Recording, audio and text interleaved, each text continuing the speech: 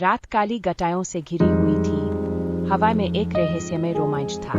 शहर की रोशनी दूर दूर तक फैली हुई थी, लेकिन जहां मैं खड़ा था वहां अंधेरा छाया हुआ था।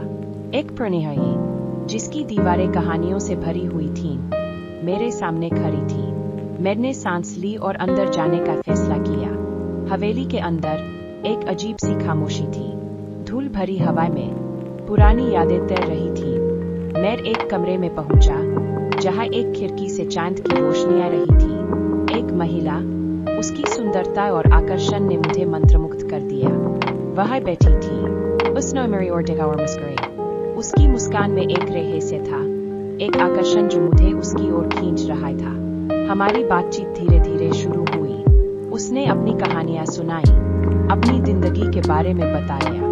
उसकी आवाज में एक मधुरता थी जो मेरी आत्मा को छू रही थी। मैं उसकी आंखों में खोया हुआ था। उसकी हर बात में एक नई दुनिया दिखाई दे रही थी। हमारी बातचीत गहरी होती गई। हमारे बीच एक अनकहा रिश्ता बनता गया। बात आगे बढ़ गई और हमारी नजदीकियां बढ़ती गई। हवा में एक रोमांच था, एक ऐसा रोमांच जो शब्दों से परे था। हमारे शरीर एक दूसरे के करीब आ रहे थे। हमारे दिलों की धड़कनें एक दूसरे से मिल रही थी।